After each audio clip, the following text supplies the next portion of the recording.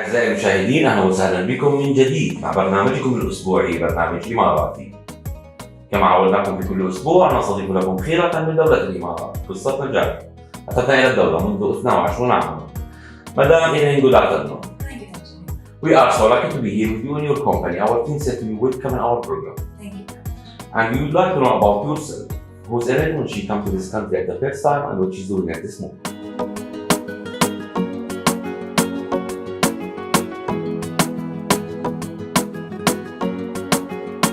Yes, hi, I'm Ellen. I came to Dubai in 2001. I own a company called Expedite Collective and I'm business partner with you. Mr. Lee, how are you? Hi, how are you? Actually, we would like to know about yourself when you come to this country at the first time. So I came to Dubai in 2010. I came from Scotland, from Glasgow, and I was looking for the opportunity. Dubai is obviously creating lots of buildings, construction, lots of buzz about Dubai, so I chose to follow my instinct and move somewhere where things are happening and really get going. It's on the track.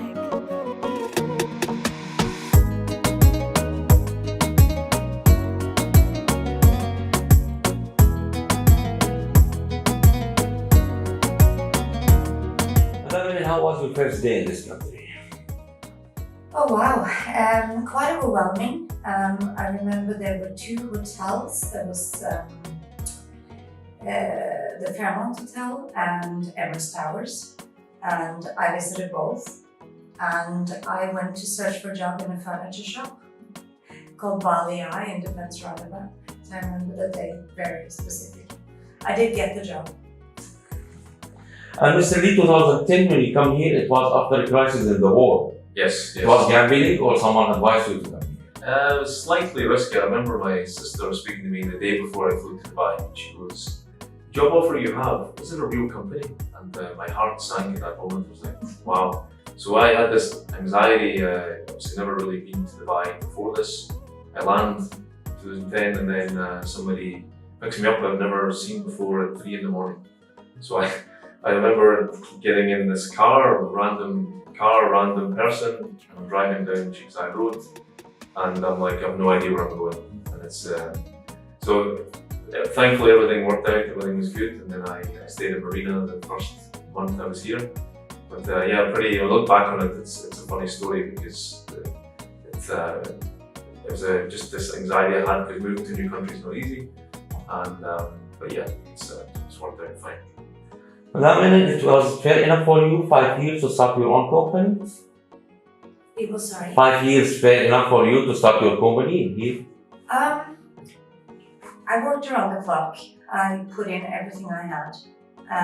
In the company that I had taken the job, I got my roles as diversified as I could. So I was working in their marketing, I was working in their HR, I was working as a designer, a business development manager, and I basically collected as much knowledge as I possibly could. And after 5 years, I said to my boss, I'm ready. I'm going to go and start my own. I went to 2 investors. I got an first investment of $1 million, and I started. I was ready. And your first employee, you choose him. He's still with you? No, unfortunately. Mr. Lee, if I talk about the business in this country, we were talking about that country which have more than 200 different opportunities. It was hard to you to get all these people accept your product or your design, or you was focusing in special opportunities? Yeah, I think a lot of people appreciate obviously good design from any country, but I think since I'm from the UK, a lot of people respected the opinion and design creativity that I had. Of course, I did join also a UK/Danish firm when I came here, so the European style was obviously in fashion, so to speak, then. And then we also worked for a lot of Emirati clients, we worked for Indian clients, we worked for European clients, and this diversity I had never been exposed to before when I was back in Scotland. And yeah, it was a learning curve, a lot of different cultures, lots to, just in terms of how you present and how people talk and getting your designs to also listen to people, what they have to say, and also learning every project we're learning, which is it's fantastic for us. And every project's got a new journey, and we rely on our clients as well, from whatever background. Work for maybe Ellen, we have about 23 or 24 different nationalities that we're currently designing for. So it's fantastic. That's the beauty about Dubai. So. Madam Ellen, when I talk about 2009 or 2008-9, we talk about the crisis that time. It's affect almost a construction company. So what you was doing that time? I also remember this time very, very vividly. At that point, we had grown quite a bit. I had a huge overhead to worry about. And I think it's okay to tell you now, but I remember one day we had 4,613 dirhams in our account. And we had more than 20 employees to pay. So we took on some rollout, small restaurants. It was called Tuber's Baked Potato. And we took on 3 of them, and we managed one more month. Mm-hmm. And but business actually picked back up. It did. Yeah, it kind of kickstarted. It took a year and a half, but that was rock bottom. Yeah. Mr. Lee, how did you meet Madam Ellen? Yeah, as I said, we were at a lighting event actually down in the creek at the golf club there. I think it was called CL, Aculite. It was a company having a 10-year anniversary. And there was a new Ellen from our time at Bishop Design. I was working for LW.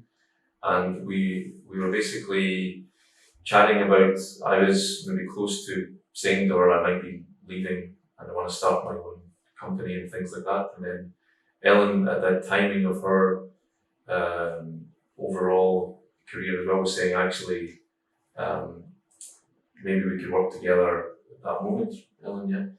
And Ellen was coming from a pure interior design background, obviously I'm from architecture. So it made sense to bring it together and form the collective now that we have, which is a multidisciplinary firm. So I think back then as well, there was a lot of opportunity in Dubai Hills. Pam Jumeirah was doing lots of new developments Dubai were launching, and they needed architects and interior designers for these projects. So we were kind of lucky at the time, and that was like 2015. When we talk about the team that everyone have special experience, they are together in XBD, right? Yes, correct. XBD, when it started, this company?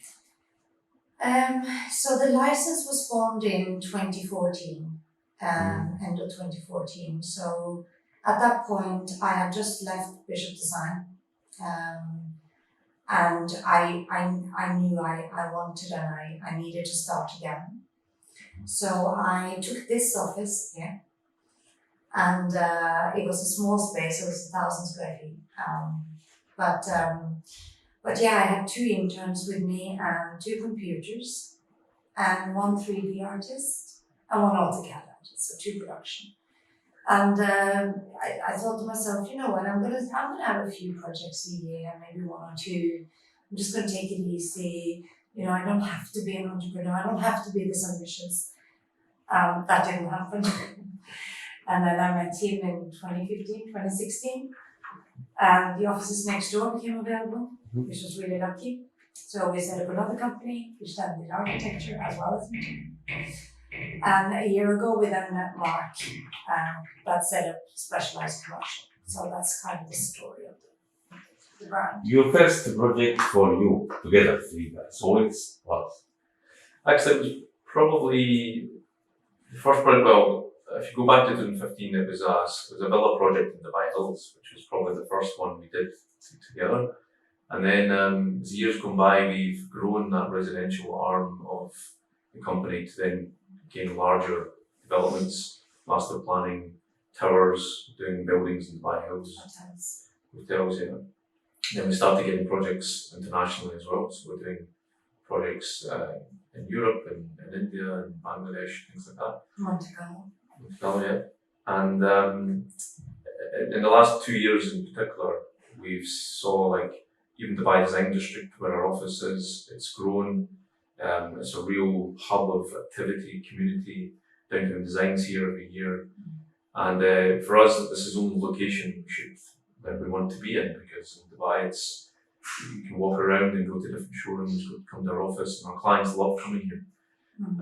But yeah, in the last, I'd say our biggest project is the St. Regis. We're doing towers in Nigeria. So together as the three partners, it's going well, and we're expanding. We're hoping to open up another office maybe end of this year or early next year. Yeah. How many employees you have in this company? Employees, I believe it was 63. 63. And you choose them all? When it comes to the last interview, either me, myself, or Mark would have a good chat. But if I'm looking for a design manager for my interior, I would do the hiring myself, for example. And how you build the relation with them more stronger? I feel that I am honest always, and I'm strict, but I'm fair.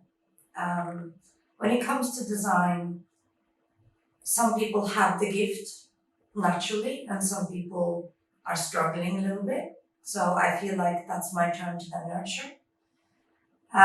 When a designer becomes too arrogant, it's sort of our job also to say that, you know, there's effort and there's finesse to go into our work. So this is going in the trash, we're starting again.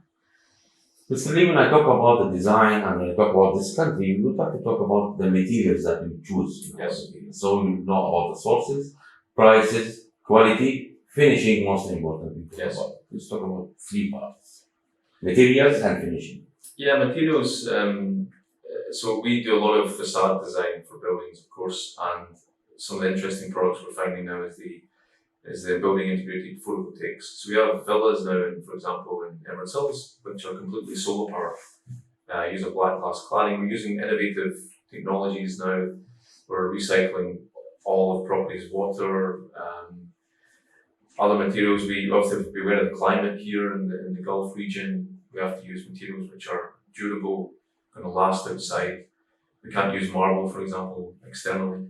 So we have a palette of materials that we like. We also have a design signature that comes across in our projects.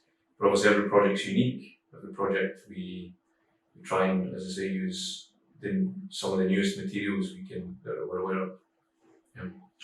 When I talk about Corona, we need to say that after research, the interior design company, they affected good with Corona because everyone sit in the home and start fixing his home. So how was Corona with you? It was a costly process for us because every time, obviously, as the illness was spreading around, we had to close down the offices. We had to send our staff home.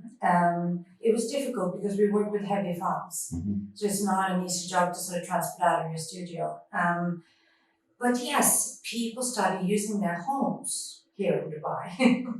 And, you know, as we had to stop traveling, we used to travel 14 to 16 times, sometimes a month. So it transformed the residential sector.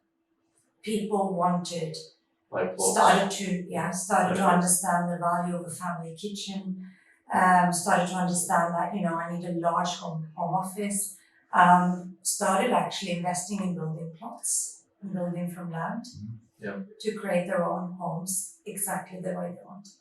So it created a difficult time, but also a huge opportunity. Yeah.